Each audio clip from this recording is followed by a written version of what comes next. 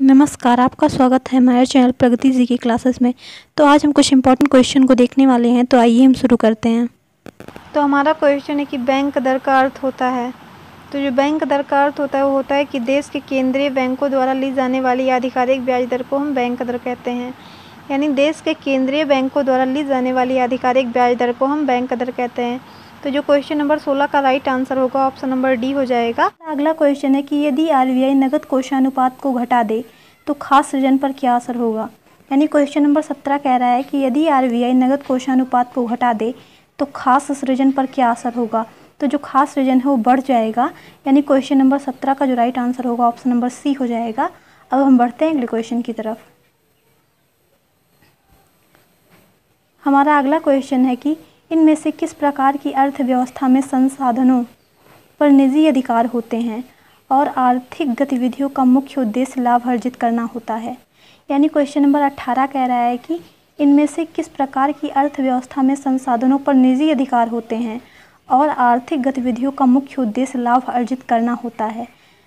तो इसका संबंध जो है पूंजीवादी से हो जाएगा, यानी पूंजीवाद से। तो क्वेश्चन नंबर 18 का हमारा जो राइट आंसर होगा ऑप्शन नंबर सी हो जाएगा। अब हम बढ़ते हैं अगले क्वेश्चन की तरफ। हमारा अगला क्वेश्चन है कि 100 रुपये के नोट पर किसके द्वारा हस्तांतरित किया जाता है।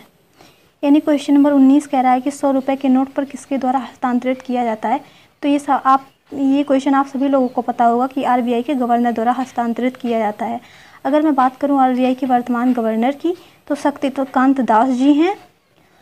और आरबीआई की जो स्थापना हुई थी वो 1 अप्रैल 1935 में हुई थी और इसका मुख्यालय मुंबई में है। अब हम बढ़ते हैं अगले क्वेश्चन की तरफ।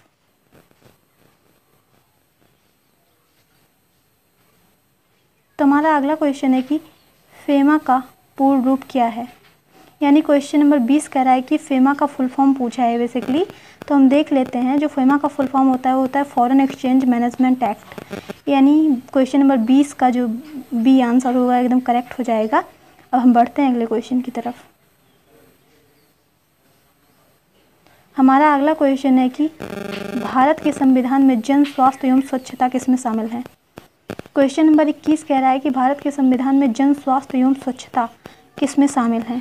तो जो जन स्वास्थ्य और स्वच्छता शामिल है वो राज्य सूची में सम्मिलित हैं। यानी क्वेश्चन नंबर 21 का जो राइट आंसर होगा ऑप्शन नंबर ए हो जाएगा।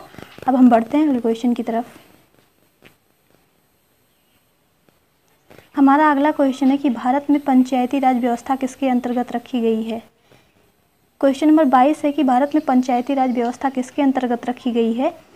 तो जो पंचायती राज व्यवस्था भारत में रखी गई है वो राज्य के नीति निर्देशक तत्व के अंतर्गत रखी गई है। तो क्वेश्चन नंबर 22 का जो राइट आंसर होगा ऑप्शन नंबर सी हो जाएगा। अब हम बढ़ते हैं अगले क्वेश्चन की तरफ। हमारा अगला क्वेश्चन है कि शिक्षा का अधिकार एक मौलिक अधिकार है जो संबंधित है। यानी शिक्षा का अधिकार एक मौलिक अधिकार है जो संबंधित है। तो शिक्षा का अधिकार एक मौलिक अधिकार है या 21 के ए से संबंधित है, आर्टिकल 21 के ए से संबंधित है। क्वेश्चन नंबर 23 का जो राइट आंसर होगा ऑप्शन नंबर ए हो जाएगा। तो शिक्षा का अधिकार एक मौलिक अधिकार है 21 के ए यानी 21 के ए से संबंधित है। और मैं बात करूँ मौलिक अधिकार की तो ये यूएसए से लिया गया था मूल अधिकार। इसे मूल अधिकार भी कहते हैं। और ये आर्टिकल 12 से लेकर 35 तक में मूल अधिकार की चर्चा है भाग 2 में। अब हम बढ़ते हैं अगले क्वेश्चन की तरफ। हमारा अगला क्वेश्चन है कि निम्नलिखित में से किसने संविधान सभा में उद्देश्य प्रस्ताव रखा। यानी पूछा है कि निम्न में से किसने संविधान सभा में उद्देश्य प्रस्ताव रखा। तो जो क्वेश्चन नंबर 24 का राइट आंसर होगा ऑप्शन नंबर ए हो जाएगा। पंडित जवाहरलाल नेहरू जी ने संविधान सभा में उद्देश्य प्रस्ताव रखा था। तो क्वेश्चन नंबर 24 का जो राइट आंसर होगा ऑप्शन नंबर ए हो जाएगा। अब हम बढ़ते हैं अगले क्वेश्चन की तरफ। हमारा अगला क्वेश्चन है कि भारतीय संविधान के किस अनुच्छेद में अल्पसंख्यकों के हित निहित हैं। बहुत ही ज़्यादा परीक्षाओं में पूछा जाने वाला एक क्वेश्चन है कि भारतीय संविधान के किस अनुच्छेद में अल्पसंख्यकों के हित निहित हैं।